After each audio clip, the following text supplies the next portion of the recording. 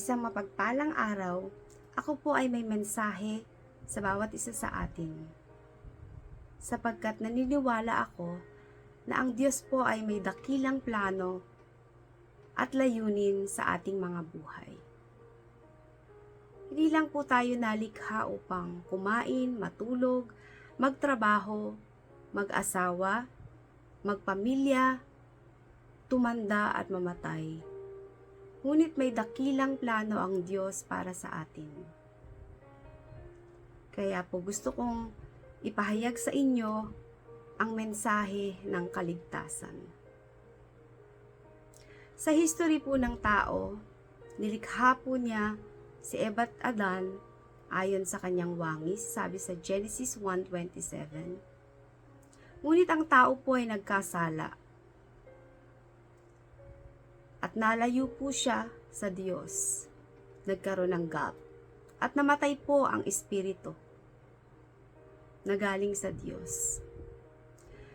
Ngunit naisip po ba natin na after nating mamatay, meron pa bang buhay? Saan ba tayo pupunta?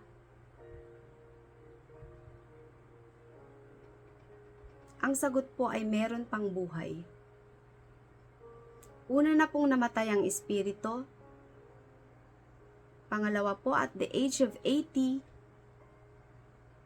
or kung iblines pa tayo ng Panginoon up to 100 na tayo mabuhay, ngunit at the end tayo rin ay mamamatay.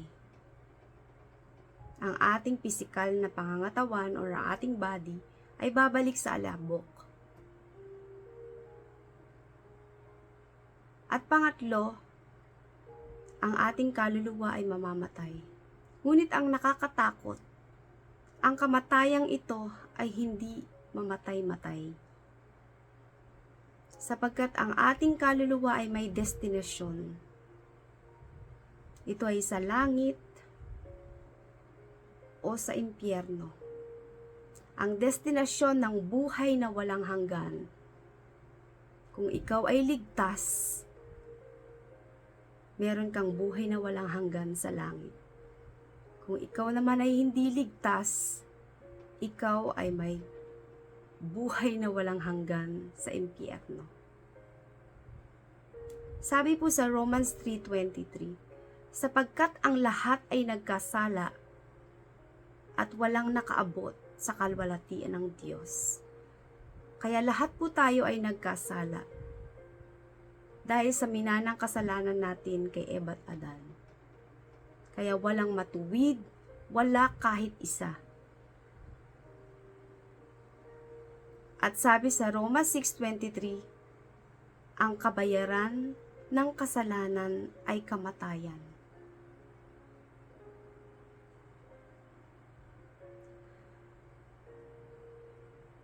Ngunit paano nga ba tayo maliligtas? Sapagkat ang kaligtasan ay ang pagliligtas ng Diyos sa ating mga kasalanan at pagtubos. Una, we have to hear the gospel. Ano ba ang mabuting balita? Ang mabuting balita ay si Hesukristo. Ang kanyang kapanganakan, kamatayan, at pagkabuhay. Namatay ang ating Panginoong Hesukristo upang bayaran, tubusin ang ating mga kasalanan at bigyan tayo ng buhay na walang hanggan. Pangalawa, we must believe, manampalataya sa ginawa ng ating Panginoong Hesukristo sa krus ng Kalbaryo, na tayo ay naligtas, na tayo ay matuwid na sa kanyang harapan at itinuring na kanyang mga anak.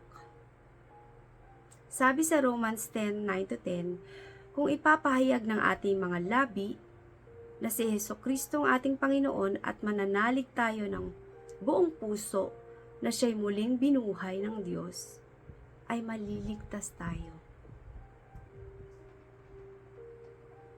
Kaya si Kristo lamang ang kaligtasan at dapat tayong manampalataya sa Kanya.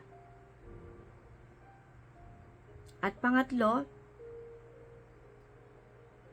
we must walk and call Him. Mabuhay tayo sa pananampalataya natin sa ating Panginoong Hesukristo upang tayo ay magkaroon ng kaligtasan. Gusto mo bang magkaroon ng kaligtasan? John 3:16, For God so loved the world that He gave His only begotten Son, that whosoever believeth in Him should not perish, but have everlasting life. Jesus is the way, the truth, and the life, and no one comes to the Father except through Him. John 14:6.